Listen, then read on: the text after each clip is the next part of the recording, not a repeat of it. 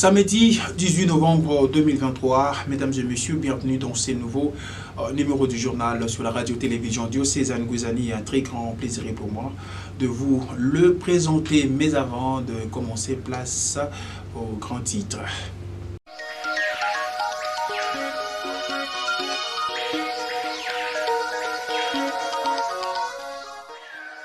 Le chef d'antenne de la CENI Boma a présidé ce samedi 18 novembre 2023 la réunion de concertation sur le processus électoral en cours.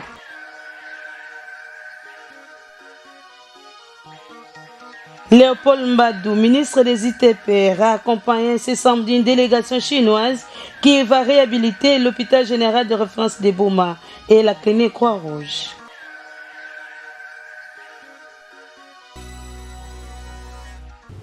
Encore une fois, bienvenue dans ce journal, mesdames et messieurs. Un très grand plaisir pour moi de vous le présenter. Le chef d'antenne de la Commission électorale nationale indépendante, CENI Boma, Grégoire Mandanga, a tenu ce samedi 18 novembre 2023 la réunion de concertation qui a porté sur le processus électoral en République démocratique du Congo. La grande salle de la réunion de la mairie de Boma a servi de cadre à cette rencontre. Plus de précision dans cet élément de reportage d'Élysée Kembe et Dilumba. La Commission électorale nationale indépendante CENI a échangé ce samedi 18 novembre 2023 avec des représentants des partis et regroupements politiques ainsi que les candidats indépendants aux élections législatives et provinciales. La CENI, par l'entremise de son chef d'antenne, Grégoire Mandanga, a fait l'état des lieux du processus électoral tout en rassurant du respect du délai constitutionnel. Au cœur des échanges, plusieurs points ont été abordés, entre autres la procédure d'accréditation des témoins, la consultation des listes provisoires des électeurs, la cartographie des bureaux de vote, les rappels des dates critiques du calendrier électoral. Un jeu de questions-réponses a sanctionné cette rencontre d'intérêt communautaire dans la grande salle de réunion de la mairie de Boma. Et puis, restons toujours dans le parage de la mairie de Boma pour suivre l'un des participants à l'activité organisée par la CENI à Boma. Il s'agit de Maître Corneille Ngoma, membre de la société civile de la ville de Boma, qui donne son point de vue après avoir assisté à cette concertation. À une réunion de concertation convoquée par la CENI, liée à la procédure d'accréditation des témoins, la consultation des listes provisoires électeurs ainsi que la cartographie des bureaux de vote. En fait, la CENI a fait un gros plan sur l'ensemble des activités qui devaient se passer. Je crois bien dont la date, le début de la date de campagne électorale commencera demain. Jusqu'à fatigué. Quand je parle de fatigué, jusqu'aux élections sénatoriales. Donc ils ont expliqué plusieurs choses, notamment liées aux observateurs, liées aux accréditations et quelques difficultés techniques et matérielles que pouvaient rencontrer les électeurs ainsi que les candidats pendant ce processus électoral. C'est juste un échantillon représentatif que la CENI a convoqué, notamment les membres des partis politiques, les présidents des partis politiques ainsi que certains cadres de la société civile comme moi. Moi, j'ai trouvé ça normal parce que ça nous a quand même édifié sur certains points, sur le déroulement général, mais aussi moi je crois bien, heureusement aussi que la CENI l'a révélé, il a même pas intimé l'ordre, il a même rappelé à certains partis politiques s'ils auront des difficultés, ou bien si au moment opportun quand ils vont se réunir, ou bien quand ils vont réunir leurs fidèles, leurs membres, ils pouvaient les appeler pour qu'ils viennent leur expliquer par exemple par rapport à comment voter sur la machine électronique, notamment la machine à voter. Donc ce sont ces petites difficultés. Nous n'étions même pas un échantillon représentatif ici.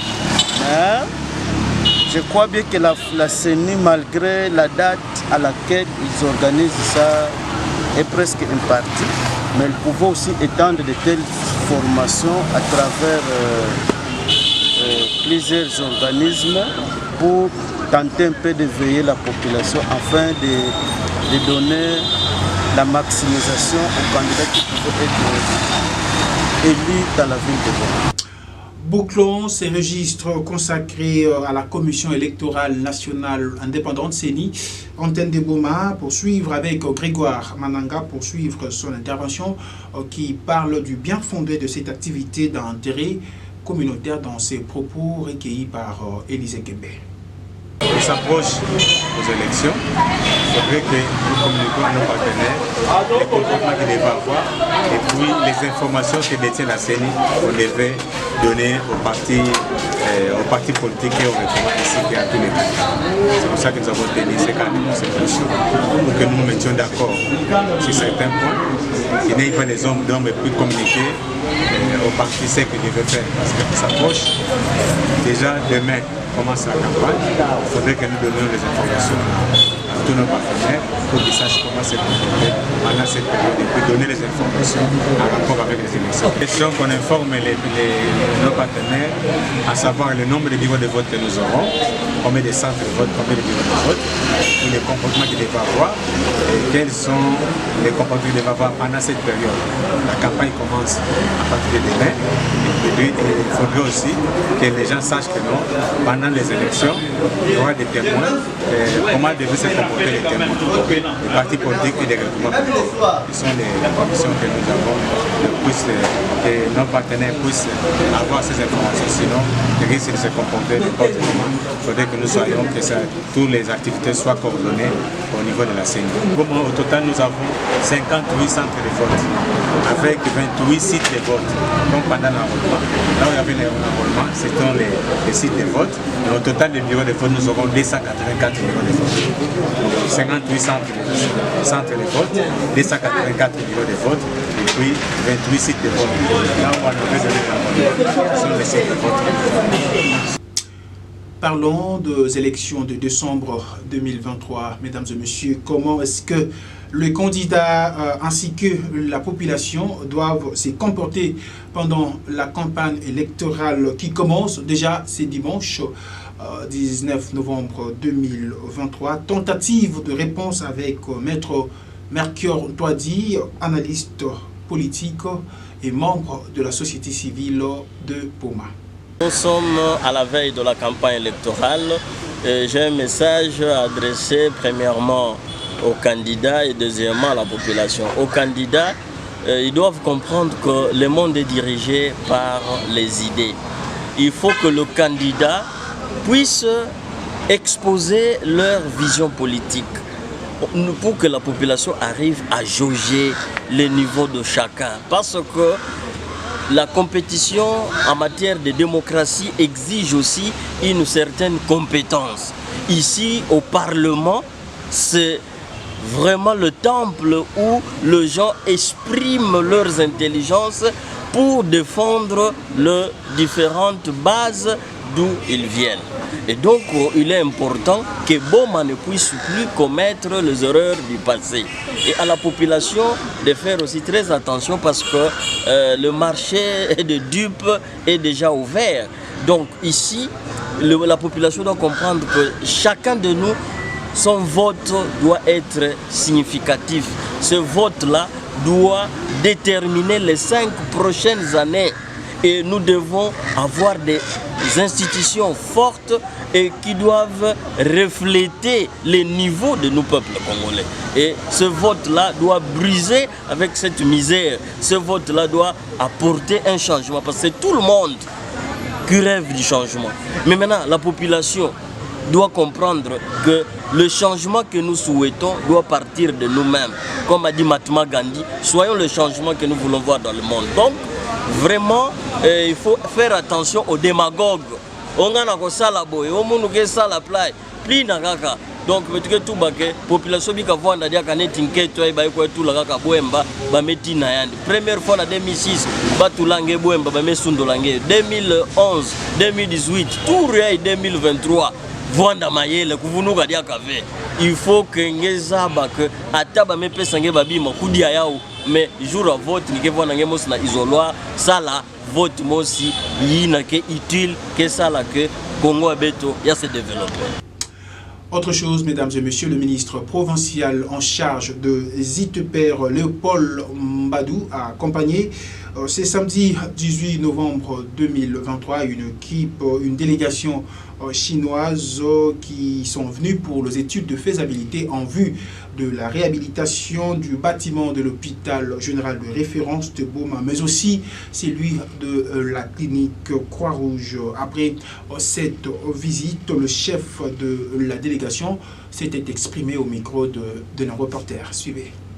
En face de l'aboutissement d'un long parcours qui a commencé depuis l'année passée, en octobre 2022. Il s'agit d'un partenariat entre la province et le consortium d'entreprises Xinjiang, représenté par le patron, qui est venu spécialement pour venir voir le chantier qui vont démarrer dans la ville de Boma. Il s'agit donc de l'hôpital central qui va être réhabilité. Les études ont été faites depuis l'année passée par M. Yumba José, qui est, lui, le DG de Xinjiang RDC. Lui, c'est le DG, le patron de Xinjiang International, avec les ingénieurs que vous voyez là. Et donc, l'hôpital central, totale réhabilitation, et la clinique universitaire président Joseph Kasavubu, totale rénovation. Et donc, il ne reste plus qu'une petite signature pour que les travaux demain. Demain, nous allons visiter le chantier de l'aéroport international de Boma. Et donc, le chef de l'État, dans la droite ligne de la vision du chef de l'État qui arrive le lundi, voilà, c'est lui qui impulse, parce qu'il veut voir Boma reprendre sa place d'antan, avec un aéroport international, avec des infrastructures hospitalières totalement renouvelées. Et nous allons instruire la direction générale de Xinjiang pour dégager un petit montant et réhabiliter également l'hôpital qui VV. Et donc voilà la bonne nouvelle pour la ville de Boma. Nous ne cessons de nous battre pour que Boma se relève. En plus du programme de la relance économique de la ville de Boma, mais nous sommes en train de travailler aussi pour le développement des infrastructures. Voilà donc l'objet de notre visite. Il voulait voir de ses propres yeux, n'est-ce pas, alors que le chef de l'État, qui est l'impulseur de la vision, arrive à Boma le lundi. Vous savez, moi je suis un homme d'État. Un homme d'État, nous sommes dans l'école de son Excellence, Monsieur le Président de la République, l'école de la vérité, l'école de la sincérité. C'est-à-dire que lorsque nous faisons des déclarations, madame, c'est vrai que la procédure peut avoir pris du temps. Il y a toujours des soubresauts, mais au finish, madame, je crois que nous sommes à quelques centimètres. Donc, vaut mieux tard que jamais. La prise en charge du paludisme ainsi que la place du médecin dans la politique sont les deux points développés au cours de l'atelier de médecins de Boma qui a eu lieu, c'est le vendredi 17 novembre dernier dans la salle Saint-Jean-Paul II. Les précisions avec le président de la cellule de l'ordre de médecins à Boma, Dr David Vangou, au micro de nos reporters. Dans cet atelier, nous avons eu deux étapes, deux parties. La première partie a été articulée sur une plage scientifique animée par le docteur Mavinga du bureau central de la zone de santé où on a parlé de la prise en charge du paludisme. Comme nous sommes des médecins, il faut à chaque fois que nous nous retrouvions, nous puissions parler d'un sujet scientifique pour que l'instruction, pour que la formation soit continue. Et la deuxième partie, c'était la partie politique où l'orateur était le président du COPFOM Congo Central, à la personne du docteur Vincent de Paul Maïza, président du conseil provincial de l'ordre des médecins du Congo Central et médecin directeur du centre de santé de référence PDS Mabako. Alors, de quoi il s'agissait? Le docteur Maïza est venu nous parler de la place du médecin dans la politique. Parce que dans la cité, il y a des mauvais langages qui circulent que non, un médecin ne peut pas faire la politique. Et ici, dans cet atelier, le docteur Maïza nous a parlé pendant plus d'une heure où il a stimulé les médecins à faire la politique. Et c'est quoi? Je pense que vous êtes en train de constater qu'aujourd'hui, il y a eu beaucoup de médecins qui ont donné leur candidature pour être votés, pour occuper certaines fonctions au niveau de l'appareil étatique. Sur ce, nous avons été instruits, nous avons été stimulés d'aller vers la politique. Parce que les médecins ont une place très importante dans la politique. Parlons toujours santé dans cette édition du journal. Mesdames et messieurs, les drépanocytaires ont droit à la vie. C'est dans cette optique que Titi Pungi, membre de l'ONG Dréonvie, sensibilise le parent des enfants drépanocytaires de se rendre au centre de santé du docteur Njola Nzambi pour la prise en charge de ces enfants drépanocytaires. Ni metubila est vraiment important ça quand vous avez surtout ba drépa ça mu betkina ko banda activité à prise en charge ya bao hein donc il faut pas cuisa mingi parce qu'il y a que ça dit ça bao alors bâtiment OK banda na centre de santé docteur Njola Nzambi il y a pembeni ya arrêt kanda pakasa nimekuna arrêt kanda pakasa njula melandila eke vraiment visite makati ya njila balabala donc même kuiza mingi eke vraiment funu mingi ça na beno parce que déjà vous avez retenu la santé pas ba drépanocytaire eke nini eke ba duina ke na maladie ya eke benga baba SS hein maladie ke mansaka ina menga ke mansaka mingi na nzuti ya ba ke benga ba drépanocytaire donc maladie ya SS donc ba ina bitina besoin na renfou d'ailleurs na temps on a ça on a ça la tête mais maintenant le banda dia ba activité parce que betme zo centre ya mbote nous la benga bana kulandila ba soin na ba tuna ke déjà ba membre c'est vraiment c'est très important ben kuiza mingi parce que Dréonvie est qui faut que ben il y a association ben donc d'abord ben qui va premier bénéficiaire alors à part ben ben ga ba ina nkaka za ba Dréonvie comme ça ben sangana ba ben kuiza samu betike voina na masolo na ben kilumba sabala ya semaine na kuiza à partir à 15 car na centre ina masolo ya mbo. Et puis parlons culture dans cette édition du journal, mesdames et messieurs. Désormais, c'est Kaliwele, acteur cinéaste de la ville de Boma, qui assurera le poste du président urbain de l'Association nationale de troupes théâtrales populaires et cinéma, ANTPC en sigle. Le nouveau président de cette structure qui réunit les comédiens et cinéastes invite les artistes de Boma de travailler à l'unité pour la bonne marche de leur structure, il a dit au micro de Eddie Lemba. Après la nomination, il y a ANTPC Boma, comité provincial, et choisi Kaliwele en tant que président, il y a ANTPC Boma. Raison pour laquelle tu as lancé un message, Nassimasa la remise et reprise, na président Vital, nous avons président, il y a ville, il y a Boma. Et les cas à pouvoir on a l'échange maintenant la population choisit que le président Kali a accompagné en TPC Boma. Toujours c'est un message moi quand artiste par rapport il y a sauver vie il y a artiste comédien.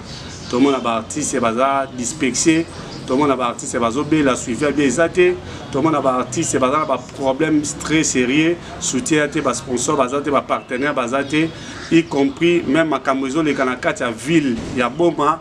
Tantôt artistes et comédiens bazar représenté tes succès na mandat où tous en a pour ça tu la unis ensemble afin que tout ça la lutte bisonio sur longo tous lancé assemblée générale très bientôt il y a artistes et comédiens nion sur la ville à Boma après avoir comme la bureau il y a mairie ainsi que la copie d'information dans le bureau Kokota tout ça là vraiment assemblée générale nous demandons à tous les artistes et comédiens partout au Zoma ce qui invitation assemblée générale est en tout cas, vous avez participé. Dès que on a un TPC, contactez Bisso dans le numéro 089 888 68 77.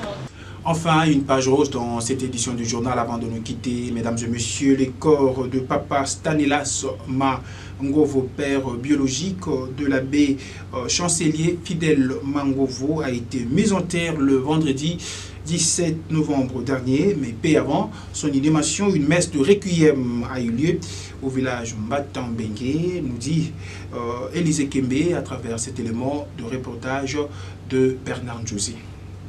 La sortie du corps de Papa Stanislas Mangovo, père biologique de l'abbé chancelier Fidèle Mangovo, a eu lieu le jeudi dernier à la morgue de l'hôpital général de référence de Boma, devant une foule importante. Notamment, les religieux et religieuses, prêtres et agents du diocèse étaient présents pour rendre les derniers hommages à l'illustre disparu. Après Boma, direction le village de Mbatambengue pour son inhumation. Peu avant la mise en terre de l'illustre disparu, Monseigneur José-Claude Mbimbimbamba, entouré de plusieurs prêtres venus de différentes paroisses du diocèse de Boma, a dit la messe de Requiem, l'homélie du prince de l'église locale. Baboso banzinga aibafuila munyandi kotuka kwendi bafwete kotuka zinga kwendi bafwete zinga diako dedepo tuyimbidi tsayau kobafuila mumwenye mapote mau bafwete balandangana Kipangi kiau ila kwekala ngamukanda dala ai masina mau melasoma mamukanda bako basema Musa kwetu tuntobati mwenye kayakuna sieno kyandi Papa Stanislas kayambulila masumu ai kankoti sakulihilu Stanislas uilu kila munzola imwenye nzola benye iluti itola ainukwa nzola benye ilandana na seto mutrakuyai te mubukanda dala Papa Stanislas usalila nzambi Mudibundo uba protocole ai usadisa mbatu yandi dede mutomina mwene mu evangelii yotuwilu mulungu kitsunga twelasengo nonkano mudioso kwenye tunsila voti tumangasila bati yetu obo badi bakomba bangana bamwene kaka solo kaka enati munusiku lwetu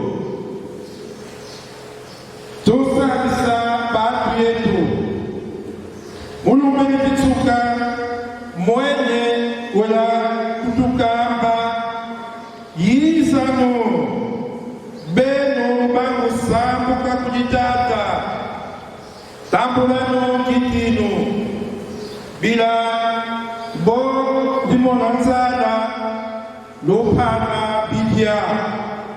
Après l'homélie, on est passé aux absoutes. Désormais, c'est au cimetière de Mbatambengue qui reposera les corps de Papa Stanislas Mangovo, père biologique de l'abbé Fidèle Mangovo.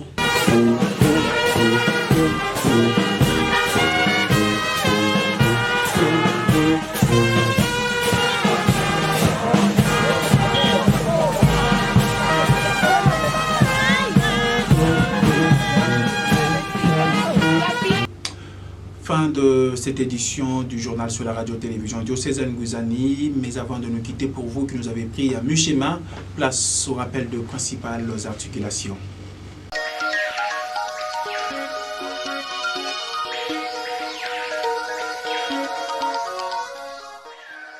Le chef d'antenne de la CENI Boma a présidé ce samedi 18 novembre 2023 la réunion de concertation sur le processus électoral en cours.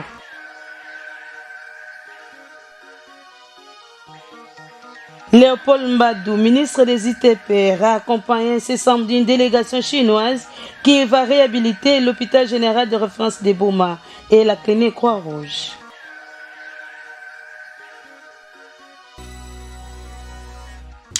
Fin de cette édition du journal du samedi 18 novembre 2023 sur la RTDN, journal signé Élysée Kembe dans une réalisation de Crépa Ngumba, dans Pemba était derrière la caméra. Merci à vous, mesdames et messieurs, de l'avoir suivi et surtout, bonne suite des programmes sur nos antennes. D'ici là, portez-vous bien.